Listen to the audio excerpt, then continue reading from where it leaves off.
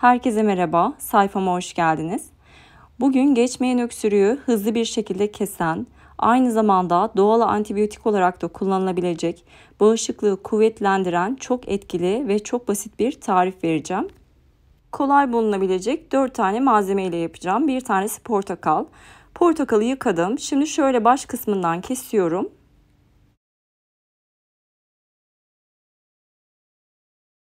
Kestiğim kısmını atmıyorum. Üzerine kapatacağım. Şimdi bu bölümden biraz keserek oyuk oluşturuyorum.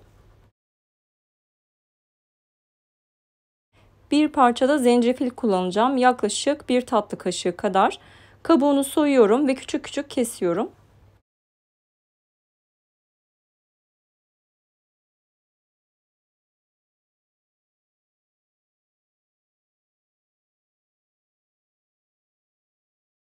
Bir diş de sarımsak kullanıyorum. Kabuklarını soydum ve yine küçük küçük kesiyorum.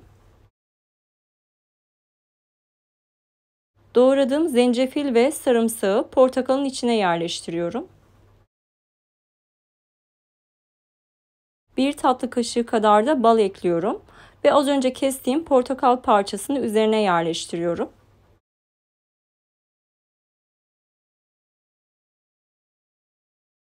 Bu şekilde 2 saat bekleteceğim.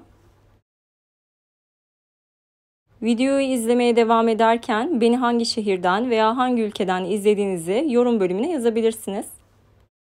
2 saat sonra gördüğünüz gibi bir sulanma oluyor ve içine de tamamen işlemiş oluyor. Bir meyve sıkacağından geçirerek suyunu çıkartacağım.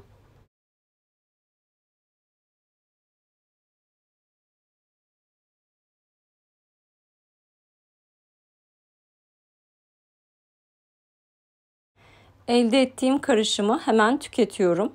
Başta da belirttiğim gibi öksürüğü hemen kesiyor. Hatta öksürük olmasa bile hastaysanız eğer bu karışımdan içebilirsiniz. Hızlı bir şekilde iyileştirme sağlıyor. Ben hasta olduğumuzda bundan yapıyorum.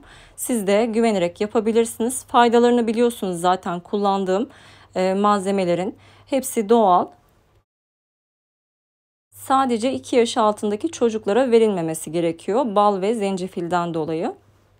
Deneyeceklere şimdiden şifa olsun.